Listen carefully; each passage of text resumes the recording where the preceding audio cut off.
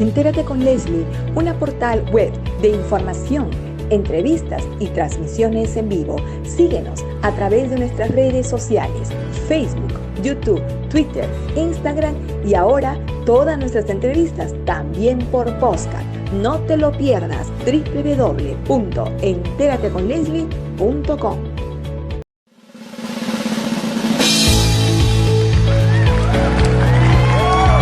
El programa que remece las redes sociales. Presentamos a nuestra conductora. Bienvenida, Leslie.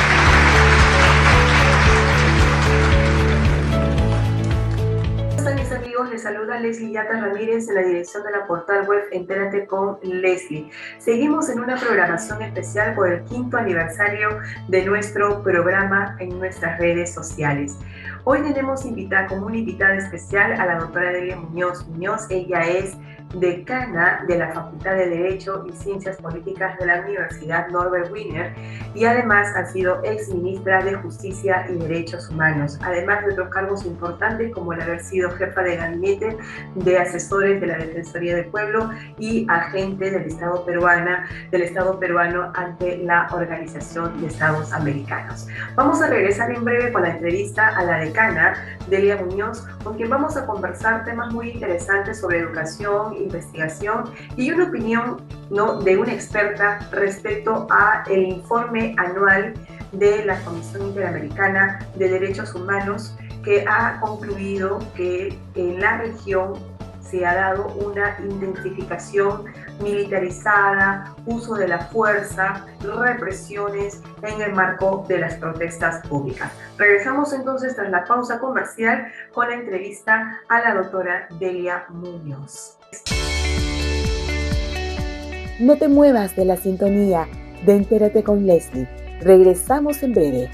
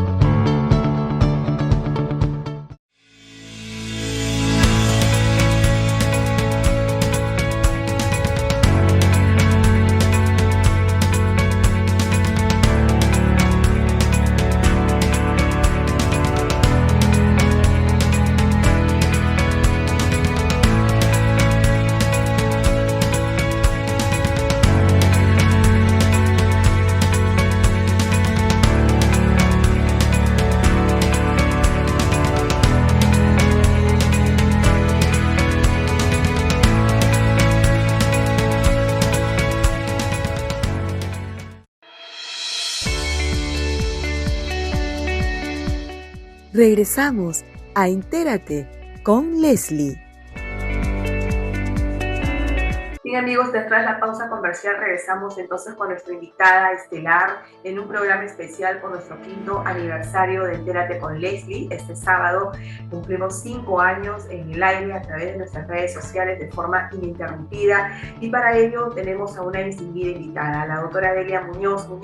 Ella es decana de la Facultad de Derecho y Ciencias Políticas de la Universidad Norbert Wiener y también exministra de Justicia y de Derechos Humanos.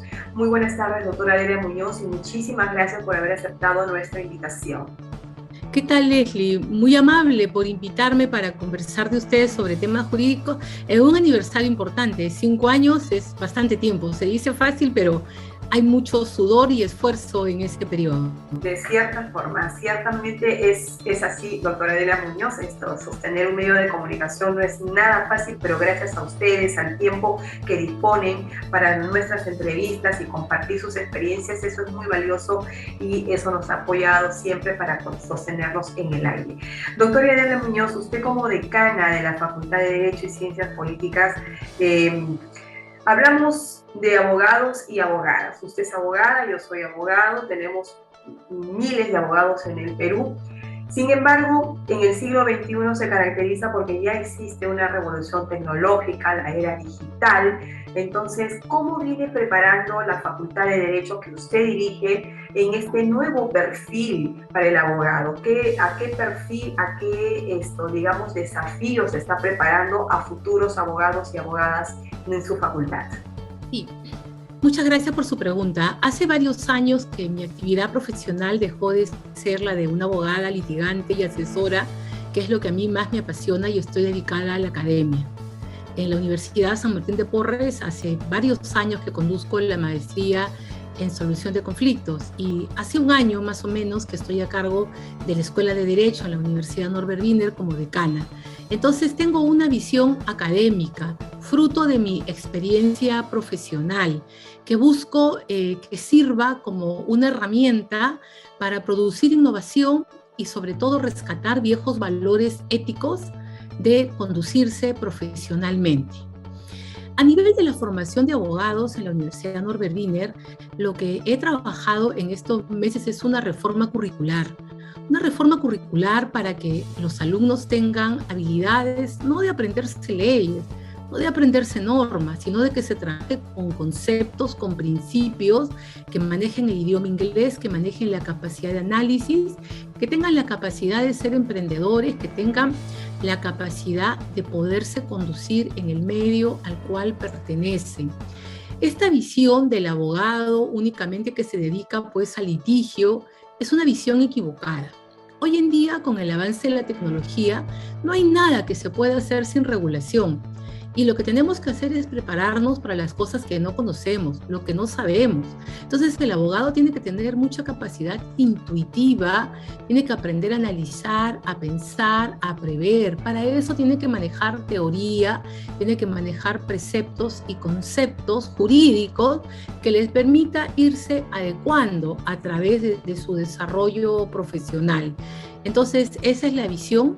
Hemos cambiado a cursos con un mayor creditaje que permitan mucha investigación, cosa que efectivamente el alumno en los últimos 2 años de su carrera pueda trabajar, porque los grandes cursos que van a llevar son de investigación, un curso con gran creditaje en cada semestre, para que realmente cuando termine tenga un producto que pueda exhibir como una investigación propia.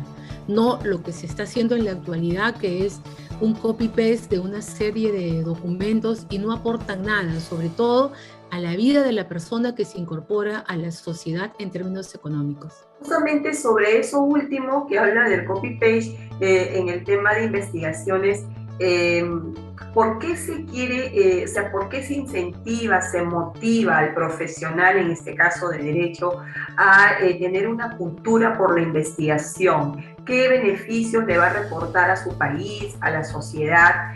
Cosa que cuando nosotros, por lo menos cuando yo he estudiado derecho, ha habido muy poca importancia, no se le ha dado tanta motivación a una cultura de investigación, porque usted recordará que habían otras modalidades de sustentación de título mediante expedientes, ¿no? Que nos íbamos justamente por la rama del litigio, ¿no? Y ya ahora últimamente con la presencia de SUNEDU, ¿no? Se está, digamos, reforzando esa parte que en el abogado, sobre todo en cualquier profesional que va a las universidades a seguir una carrera, por ejemplo, ¿no?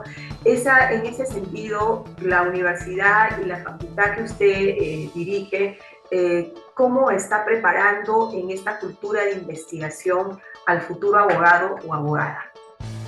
Mire, la investigación es completamente necesaria para todo lo que usted haga en la vida.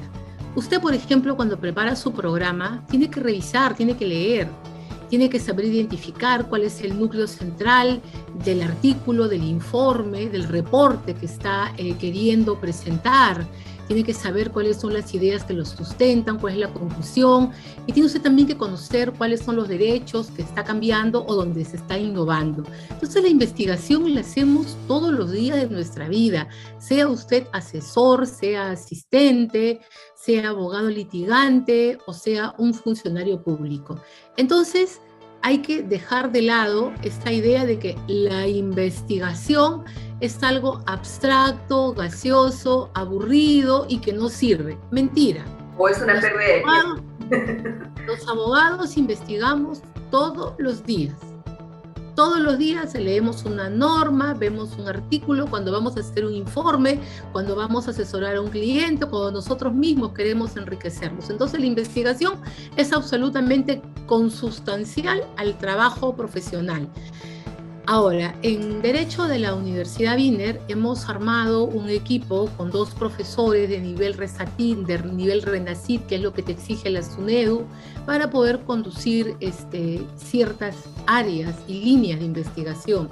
Se está trabajando con jóvenes en grupos que se llaman de semilleros, que con un profesor comienzan a vivir la experiencia de lo que es investigar. Hacia fines de año vamos a sacar una publicación con todo lo que han investigado cada profesor con su grupo de semillas. Y justamente eso es muy importante, doctora Muñoz, porque usted sabrá que usted es una persona que conoce mucho de leyes de su país, en Perú, usted radica también en Estados Unidos, pero por ejemplo, ha visto que desde el presidente de la República, ministros, la esposa del presidente, candidatos, han tenido serios problemas con sus tesis, ¿no? Con sus investigaciones de plagio, de copia. Entonces, eso es un tema que avergüenza al país, y en todo caso justamente son las universidades, las casas de estudios donde están formando a futuros profesionales cómo prevenir ello, ¿no? Para que mañana más tarde no se cuestione a un profesional para haber incurrido en un tema de plagio o de copia. Mire, uno previene eso enseñándoles de que la propiedad intelectual, la creación de cada individuo es lo más valioso que existe y que uno no puede robarla, y que robarla es hacer una cita de una creación suya, de una opinión, sin mencionarla. Eso es robo. Eso es como que yo la encuentre en la calle y le quite la billetera, o que le quite la cartera, o que le quite todo lo que usted tiene encima. Entonces hay que dejar las cosas claras desde la parte formativa. Lo segundo es que hay muchos alumnos que, desesperados por graduarse y no habiendo recibido la formación en investigación, quieren tomar los atajos, ¿no? Y se dedican o a contratar a una persona para que les haga la investigación, o hacer cualquier investigación en gabinete, copiando por aquí y por allá. Pero ahora la tecnología nos ayuda. Tenemos programas de similitudes con los que uno puede trabajar y puede detectar fácilmente de dónde provienen las frases o las citas que uno está consignando. Pero como le digo, sobre todo es un tema muy ético, porque yo conozco de varios casos en que se han ido a otro país, han fotocopiado una tesis, un trabajo de investigación, la han traído acá y la han presentado como original. Hoy en día eso ya felizmente es bastante difícil de poder llevar a cabo por los programas que tenemos, ¿no? Pero hay que trabajar con el alumno desde que está en los primeros grados y que entienda, ¿no? Y que entienda la responsabilidad. Fíjese usted que el tema del plagio ahora, en épocas de uso de plataformas tecnológicas, o el tema de ayudarse en los exámenes, es una realidad que se está viviendo en muchas universidades, ¿no? Entonces, esta es una cuestión que yo he conversado con colegas que enseñan en distintos centros universitarios. Entonces, también obliga a que el profesor se vuelva mucho más motivador, a que busque incentivar la capacidad analítica. No tienen que haber exámenes meramente cognitivos, ¿no? Hoy en día usted puede acceder al conocimiento con cualquier buscador de internet. Entonces lo que se tiene que buscar es que al momento de hacer la evaluación usted evalúe forma de presentación, capacidad de análisis, capacidad de propuesta, donde no hayan respuestas correctas, sino lo que importa es el proceso para llegar a sustentar o demostrar algo, ¿no?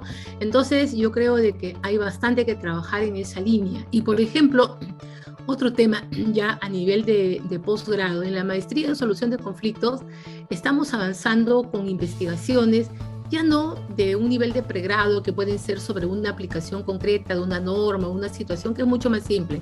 Estamos trabajando con el análisis de la realidad, desde el punto de vista de las experiencias profesionales y desde el punto de vista de las teorías que manejan. Entonces, la investigación te ayuda a poner en evidencia algo que no habíamos tenido antes. En la maestría en conflictos estamos analizando la realidad peruana en una serie de aspectos en una serie de situaciones que no existía antes en un banco de datos, que lo encontrabas en publicaciones de revistas extranjeras. Entonces, por ejemplo, allí se ha trabajado el rol de los medios en una situación de conflicto, el rol de la policía en una situación de conflicto, si los conflictos son sociales o políticos, qué significa el equivocarse en la categorización de los conflictos, los temas de diálogo en acceso a la justicia. Entonces, ya son temas mucho más avanzados que además te permiten tener un diagnóstico de la realidad que te van a ayudar, si es que lo revisas, a ejecutar mejores políticas públicas y en consecuencia a prevenir la situación de conflictividad que es tan grave en nuestro país. Por supuesto, y además el Perú les ofrece una variedad de temas para poder investigar. De eso, si alguien no quiere morirse de aburrimiento, vengan al Perú. Aquí No. circunstancias para analizar todos los días. Doctora Delia Muñoz, finalmente, una pregunta en su calidad de experta en derechos humanos, porque el tiempo nos gana, es con relación al reciente informe anual de la Comisión Interamericana de Derechos Humanos. En una de las conclusiones que ha llegado este informe es que la región, ¿no?, en el 2021 se ha intensificado militarmente el uso de la fuerza y también la represión en el marco de protestas públicas. Perú no es ajeno a esa conclusión. Hemos tenido ciertas protestas públicas donde hemos visto pues muchas aristas, ¿no? Muchos temas por vertir, analizar en ese contexto. ¿Qué opinión le merece, doctora, esta conclusión a la que llega? Hay que precisar que el informe que ha hecho público la Comisión Interamericana de Derechos Humanos es para el año 2021, ¿no? Entonces abarca ese periodo y ese es el que analiza en concreto. Pero los antecedentes se remontan al año 2018, cuando comienza esta ola de reclamos imparables en Chile que terminan con un acuerdo de las 10 fuerzas políticas para ir a una asamblea constituyente. Después en el Perú, el año pasado, el 2021, que es el periodo que analiza, hemos tenido los grandes problemas del paro agrario, ¿no?, que llevaron también a una modificación normativa para dejar sin efecto los extremos de las leyes que las personas consideraban les causaban problemas. Después de eso, la conflictividad de una manera fuerte desapareció. Hoy en día en el Perú tenemos una conflictividad focalizada en las zonas donde están las actividades que realiza la industria extractiva, donde se dan una serie de confluencias de factores para que esta conflictividad se presente, que va desde los criterios políticos, los criterios económicos, cuando no también mucha presencia de actividad ilegal. Entonces, estas también son la fuente de los conflictos en Colombia. En Colombia también hay fuertes conflictos de pueblos indígenas y también hay fuertes conflictos provenientes de la economía ilegal. Y en México es donde se está con mayor fuerza. Estamos ya hablando en México de la narcopolítica. Claro. La región está atravesando una situación de la que no se habla, que es la gran presencia del dinero, de las mafias, del narcotráfico, de la minería ilegal y de la trata de personas. Y este dinero es el que socava a los partidos políticos, a las instituciones públicas, a las instituciones privadas, ¿no? Y además tiene defensores activos en las más diferentes instancias, que pueden ser medios de comunicación, espacios políticos, ¿no? Entonces, eso es lo que va socavando a toda la sociedad democrática de América Latina. No se puede hablar de un solo país en abstracto. Si ustedes ven, ¿no?, si ustedes ven la realidad en Bolivia, en Perú, en Colombia y luego en México, los grandes temas van a ser el narcotráfico, ¿no? En Brasil es la invasión de tierras, lo que está ocurriendo a ese nivel. Entonces, evidentemente los estados reaccionan utilizando la fuerza pública para restablecer el orden interno en el momento en el que ocurre la crisis del conflicto. Pero no estamos trabajando con medidas preventivas de un mayor alcance, de un horizonte intermedio, por lo menos. Estamos solamente apagando incendios. Doctora, una pregunta, le ruego su contestación en breve, porque se nos va el tiempo. También el informe resalta y saluda la iniciativa de Guatemala de poder encontrar una ruta de diálogo franco, directo, con relación al tema de Venezuela. Pero a mí me llama la atención algo, ¿no? O sea, la OEA es un organismo regional que poco o nada ha hecho por el tema de Venezuela, ¿no? Y la CIDH, la Comisión Interamericana, es parte de la OEA. Entonces, me parece realmente algo muy confuso, contradictorio, ¿no? Que se diga que saluda la iniciativa de Guatemala y ellos que, o sea, y este organismo, ¿qué hizo por solucionar el tema de Venezuela? Sí, la OEA es un organismo político que funciona en base a votos. Las grandes instancias son la Asamblea General una vez al año, luego tiene la Junta de Cancilleres cuando hay problemas graves y tiene la Comisión Permanente, que de forma continua sesiona. Cuando a nivel de OEA se quiso sancionar a Venezuela, ellos gestionaron los votos y no prosperaron, ni siquiera la presentación de los líderes de oposición.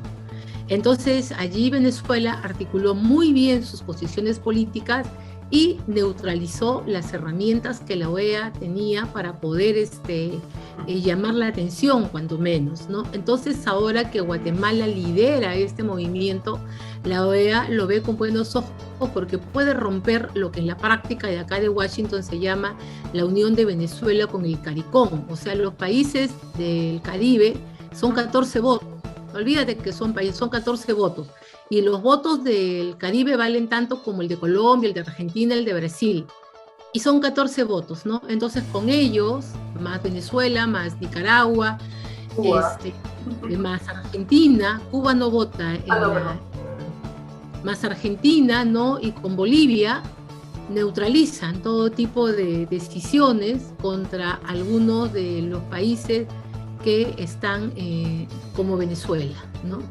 Entonces, eso hay que tenerlo muy, muy en claro, porque uno de fuera dice, pero no han hecho nada. Un momentito, los han neutralizado desde dentro, los han neutralizado utilizando el propio sistema democrático supranacional para que no prosperen las sanciones contra ellos, ¿no? Pero estas sanciones es con relación, recuerdo yo, en el Grupo de Lima, cuando antes estaba el Grupo de Lima, yo recuerdo... Sí. Claro, por eso es que se arma el Grupo de Lima, entre otras razones, porque a nivel del interior de la OEA no pasaba nada por la comisión permanente porque no se obtenían los votos. Sí, claro, yo recuerdo mucho el tema del Grupo de Lima, que fue justamente la detonante, y a partir de entonces el Grupo de Lima también enfrió sus acciones a raíz de que no se logró incluso el voto para poder aplicarle la Carta Democrática Interamericana, ¿no?, a Venezuela. Doctora Adela Muñoz, ha sido un placer siempre hablar con usted. Muchísimas gracias por este análisis tan exhaustivo y sobre todo por darnos a conocer cuál es el perfil profesional que se viene impulsando desde la facultad que usted dirige en materia de Derecho. Muchísimas gracias, doctora, por esta conversación. Muchas gracias, muy amable. Feliz aniversario. Gracias, doctora. Muy buenas tardes.